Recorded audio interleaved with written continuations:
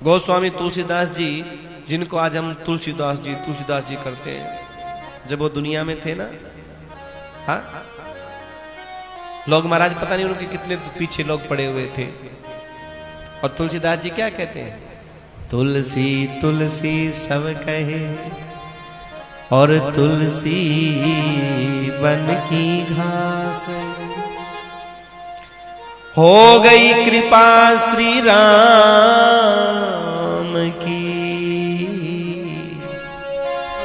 तो बन गए तुलसीदास।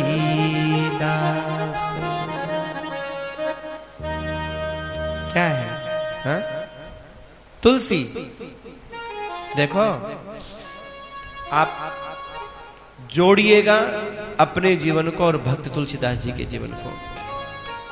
आज जिनकी ये रामचरितमानस घर घर में गाई जाती है, जो पंचम वेद के रूप में मानी जाती है, उन तुलसीदास जी का जन्म, हाँ, आपको पता होना चाहिए। आपको पता होना चाहिए, तुलसीदास जी का जब जन्म हुआ तो तुलसीदास जी के मुख से सबसे पहले निकला राम। और जब राम निकला तो बालक तो बोलता नहीं है। अब राम को गलत नहीं बोला, पर दुनिया वालों को तो गलत लगा। सबने कहा ये बालक तो पैदा होती बोल गया, इसके मुंह में 32 दांत है। इनके पिता ने इनका मुंह नहीं देखा। पंडित आत्मा राम दुबे, जरा सोचिए। और तुलसीदास जी की मां इसी सदमे में प्राण दे देती है कि मेरी इस औलाद का होगा क्या, जिस औलाद का बाप मुंह नहीं देख रहा है। दुनिया बातें बना रही है, क्योंकि सजनो दुनिया तो बातें बनाने के लिए होती है। सब बातें बनाने लगे, अरे कैसा बालक पैदा हुआ है, ये तो घर वालों को ही खा जाएगा। ऐसा कोई बालक है तो राक्षस पैदा हुआ, यहां तक लोगों ने कह दिया गोस्वामी जी के लिए। और सजनों, मां समझ गई हुलसी कि मेरे बेटे का जीवन इस घर में सुरक्षित नहीं है। सदमा सा लगा मां हुलसी को, सदमा सा लगा। और मां हुलसी के पास जितना भी गहना गांठी था ना, जो भी गहना गांठी सोना चांदी जो था, एक चुनिया नाम की दासी थी, उसको दिया। बड़ा भरोसा करती थी। और रात्रि के समय कहा तू मेरे इस बेटे को लेकर के चली जा, क्योंकि अब मेरे जीवन का अंतमान मैं नहीं जी पाऊंगी। मैं मेरी संतान का इतना अपमान देख करके जी ही नहीं सकती। सदमा, सजनों, डिलीवरी के समय अगर किसी को सदमा, आज भी अगर आप कहते हैं ऐसी वैसी बातें नहीं बोलनी चाहिए, उस समय जो सदमा बैठ जाता है ना, वो सदमा कभी जिंदगी में नहीं निकलता। ऐसा सदमा लगा माता हुलसी को कि माता हुलसी ने प्राण दे दिए। और सजनों, वो चुनिया नाम की जो दासी थी, बालक को लेकर के गई। भगवान की कृपा रही कि चुनिया की जो सास थी वो बहुत अच्छी थी, कि उसने अपनी बहू को डांटा नहीं कि तू ऐसे बालक को क्यों लेके आई। पर सजनों, 5 वर्ष के भी गोस्वामी जी नहीं हुए थे कि चुनिया भी दुनिया छोड़ करके चली गई।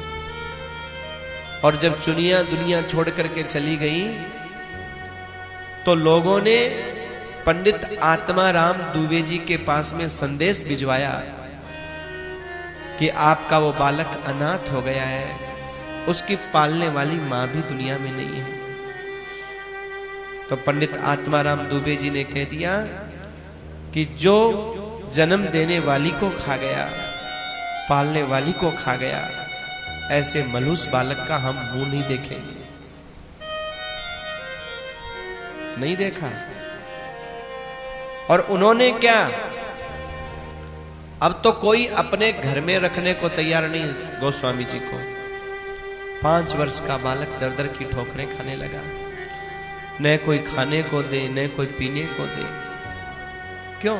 बोले माँ को खा गया, पालने वाली को खा गया, कोई उसको कुछ नहीं दे। कितना कितना कष्ट। पर भगवान महादेव माता पार्वती से बोले, देवी तुम जाओ, जिसका कोई नहीं होता उसका जगत पिता होता है, जिसका कोई नहीं होता उसका जगत माँ होती है। ध्यान रखिएगा, दुनिया की माँ अगर चली जाए तो जगत जननी माँ सबकी माँ है, और जिसका पिता चला जाए तो जगत पिता वो परमात्मा सबके पिता है, और वो किसी न किसी रूप में ख्याल रखते हैं। एक बुढ़िया का रूप बना करके माँ पार्वती आया करती थी और उस बालक को रोज खीर खिलाती थी। वो बालक बड़ा प्रसन्न था कि चलो कोई बात नहीं, जन्म देने वाली माँ भी चली गई, पालने वाली भी चली गई, पर ये जो भी माई आती है कम से कम जीवन का गुजारा तो चलता है। पर सजनों, दुनिया से ये देखा नहीं गया कि इसको कोई पालने वाला नहीं है, फिर भी ये बालक हंसता क्यों है, मुस्कुराता क्यों है, इसको खिलाता क्यों है। लोग रात रात में पहरा देने लगे, रात रात में जाग करके। अब क्या जरूरत थी भाई, तुम इसको रोटी नहीं दे सकते, कोई बात नहीं, कोई दे रहा है तो खोजबीन करने की, तहकीकात करने की क्या जरूरत। पर लोगों की आदत कि इतना सुखी क्यों है, ये इतना खुश क्यों है, हम किसी की कोई सहायता करेंगे नहीं, और इसकी सहायता करता है तो कौन करता है, जानने के लिए सब बेताब था। और सजनों, एक दिन जब मां पार्वती उन्हें खीर खिलाने के लिए आई तो लोगों ने पकड़ लिया, पीछे भागे। मां तो अंतर्ध्यान हो गई, पर उसके बाद माता पार्वती ने आना बंद कर दिया। वो बालक रोने लगा और कहने लगा, हे प्रभु, जन्म देने वाली भी चली गई थी, पालने वाली भी चली गई थी, ये एक बूढ़ी माँ आकर के खीर खिलाती थी, लोगों को ये भी बर्दाश्त नहीं हुआ। फिर भगवान ने गुरु नर हरियानंदादि जी को आदेश दिया, फिर वो बालक को लेकर के आए। पर कहने का मतलब क्या है सजनों, कहने का मतलब यही है कि किसी भी भक्त के जीवन का चरित्र उठा करके आप देखिए, जीवन में कितने कष्ट आए हैं, पहले कितने दुख आए, और उन दुखों के बाद ही उस भक्त के जीवन में निखार आया है। रामचरितमानस लिखने लगे, चोर चोरी करने के लिए आ गए, लिखने के बाद में महाराज उनका विरोध होने लगा। कैसे शिव मंदिर में मानस रखा गया, भगवान शिव ने प्रमाणित किया।